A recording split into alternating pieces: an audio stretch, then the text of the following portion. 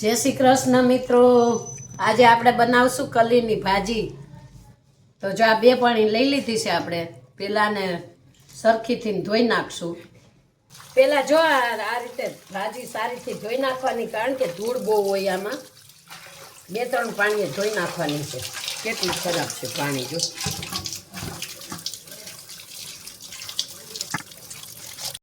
જો આપણે સરસ ધોઈ નાખી છે ભાજી। હવે 5 મિનિટ નીતરવા દઈએ, પછી આપણે સુધારી નાખશું। જો આ રીતે આપણે સુધારી લેવાની છે બધી ભાજી।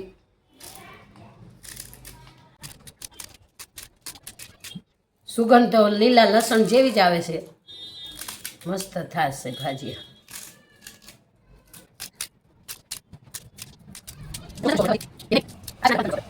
ભાજી ધોઈ અને સુધારીને કમ્પ્લીટ કરી નાખી છે। હવે આપણે વઘાર મૂકશું। દેશું તેલ થોડુંક ચડિયાતું નાખવાનું છે આમાં, કારણ કે નતર ભાજી નહીં મજા આવે। અને આ લસણ, આપણે લસણ જેટલું તમારે ખાવું હોય ને એટલું વધારે નાખવાનું, વધારે ટેસ્ટ આવશે લસણથી। લસણ નાખી દીધું, લસણ લાલ થઈ જાય એટલે હિંગ નાખીને વઘાર કરી નાખશું। લસણ લાલ થઈ ગયું છે, આપણે હિંગ નાખી દઈશું। હવે નાખશું ભાજી। ગેસ આપણે ધીમો રાખી દઈશું। ભાજીમાં નિમક છે ને થોડું નાખવાનું, થોડીક ચડી જાય, નતર બહુ ખારું થઈ જાય।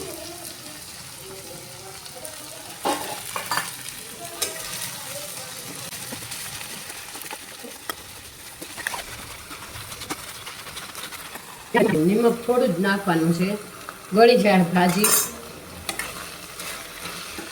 અને હળદર,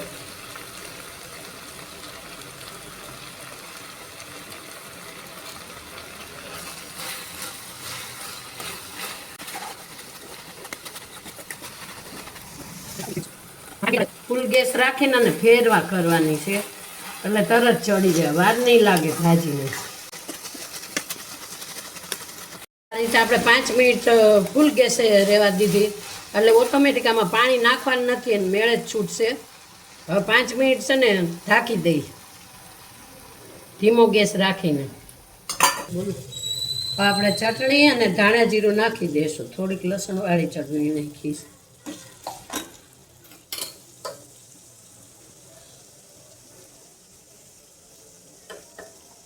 થોડું ધાણા જીરું,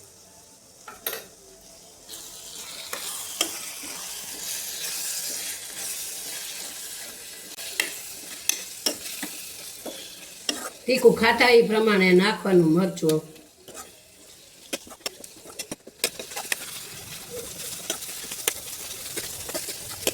હવે આપણે તેલ છૂટું પડી ગયું છે।